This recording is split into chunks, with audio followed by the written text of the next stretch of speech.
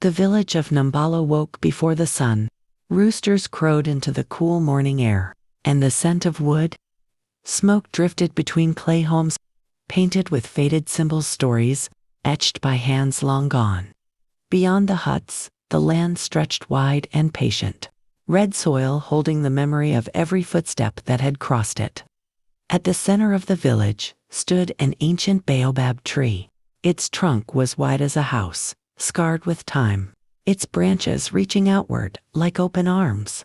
The elders said the baobab remembered everything, every birth, every drought, every war, every woman who had leaned against it to cry or to pray. Under that tree lived Amina Zola, a 12-year-old girl with curious eyes and a notebook she guarded like treasure. While other children chased goats or played in the dust, Amina wrote. She wrote words she barely understood, yet questions about the stars, about why rivers curved, about why girls were taught to lower their eyes while boys were taught to raise their voices. Her mother often shook her head gently. "Amina," she would say, "a girl must learn the world she will live in." Amina always replied quietly, "Then let me learn all of it." Nambala was built by women, though no one ever said it aloud. It was women who woke first, grinding millet with steady arms. Women who fetched water before the sun burned the paths. Women who treated fevers with crushed leaves and prayers, whispered through generations. Women who carried babies on their backs in grief and their chests without complaint. Yet when decisions were made about land, about money, about the future, it was the men who gathered under the baobab. Amina noticed this even as a child. Her grandmother, Mama Sifa, noticed that Amina noticed. Mama Sifa was old, her back bent like a question mark, but her mind was sharp as fresh-cut stone. She had never been to school, yet she could tell stories that explained the world better than any book. One evening, as the sun melted into orange shadows, Mama Sifa called Amina to sit beside her. "Do you know why the baobab lives so long?" she asked. Amina shook her head. "Because it stores water inside," Mama Sifa said, tapping her chest. "Just like women store knowledge inside when no one lets them speak." Amina's eyes widened. "Knowledge is not only in books," her grandmother continued. "It is in hands that know how to heal, in mouths that know when to speak and when to wait, in feet that keep walking even when the road burns." Amina opened her notebook. Mama Sifa smiled. "Write this too." School in Nambala was not close. It lay beyond the river, a 2-hour walk that crossed uneven ground and thick grass, where snakes hid in the heat. Many families sent their sons, few sent their daughters. Why waste education on a girl? Some villagers whispered, "She will marry and leave." Amina's father, Bako Zola, struggled with this question. He was not cruel, only afraid. Afraid of spending money on books instead of seeds. Afraid of neighbors' judgment. Afraid that education would make his daughter difficult. But Mama Sifa spoke to him one night by the fire. "Bako," she said, "did you know women once led caravans across the desert? Did you know queens ruled kingdoms with wisdom and strategy? Forgetting women's knowledge does not make men stronger, it makes villages weaker." Bako stared into the flames for a long time. The next morning, he handed Amina a worn pair of sandals. "Walk carefully," he said, "and learn everything." Amina crossed the river that day, with her heart pounding louder than her footsteps. The school building was small, with cracked walls and benches carved with old names. The teacher, Madame Nag, was a tall woman with short hair and eyes that missed nothing. On the first day, Amina was mocked. "Why is a girl here?" A boy laughed. "She should be learning to cook," another added. Amina's hands shook, but she remembered her grandmother's words. She raised her hand anyway. When Madame Nagiri asked a question about numbers, Amina answered correctly. Then again, and again. Slowly, laughter faded into silence. But education was not only chalk and books.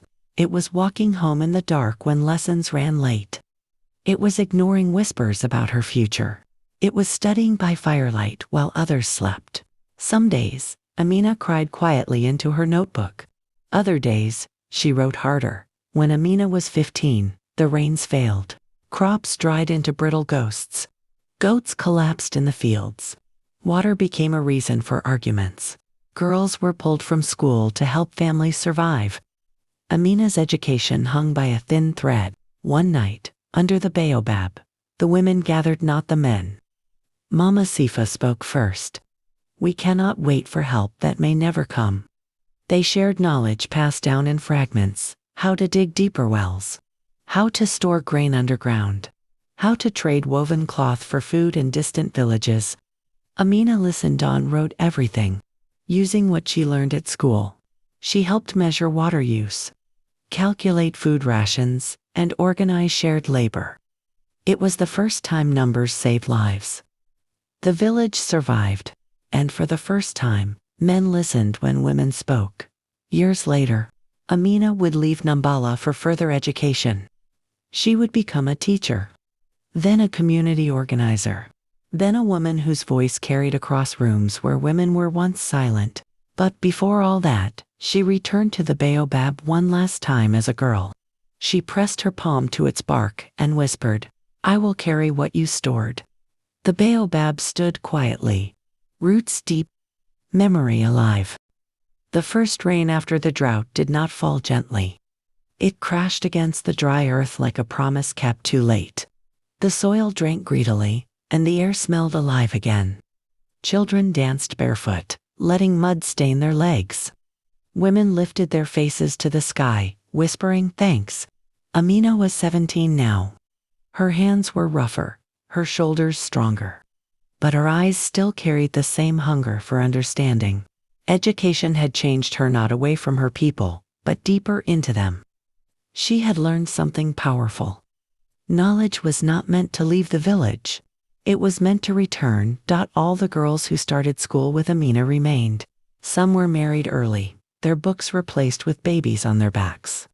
Some were pulled out to work in fields or homes. Some simply disappeared into silence. Amina noticed the pattern. Education for girls in Nambala was treated like a luxury, something fragile, easily taken away when life became difficult. One afternoon, she sat with her friend Zuri, who stared at the ground instead of the horizon.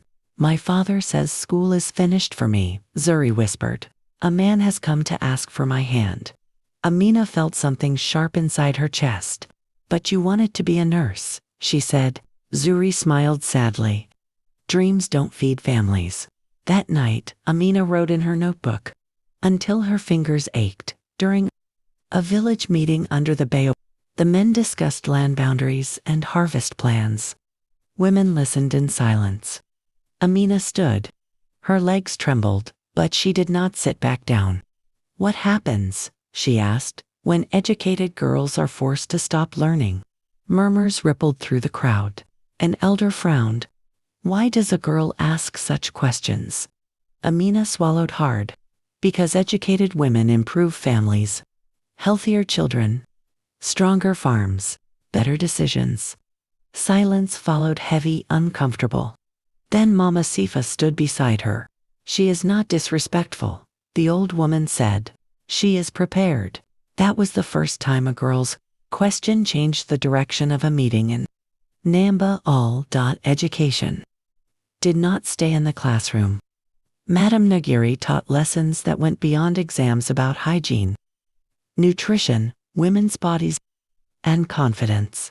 She spoke openly about things usually wrapped in shame. "Knowledge protects," she told the girls. "Silence harms." Amina absorbed everything.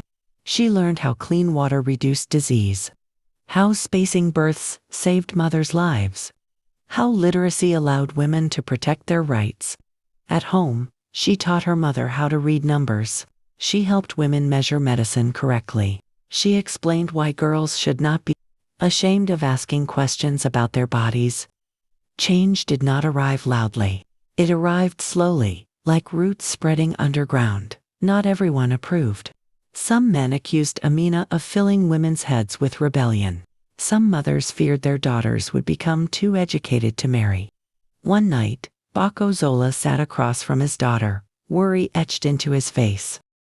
People talk, he said. They say education is making you forget your place. Amina looked at her father gently. No, Baba, it is teaching me how to improve it. Baco said nothing. But the next morning, he defended her, when others criticized her work. That was another quiet victory. When sickness spread through, it was women who noticed first. Children grew weak. Fevers rose. One pregnant woman collapsed near the well. Amina recognized the signs from her lessons: contaminated water. She organized women to boil water, clean containers, and separate waste areas. She explained the reasons, not just the rules. Some listened. Some didn't till the sickness slowed. Education saved lives that season. The elders noticed for the first time in village history.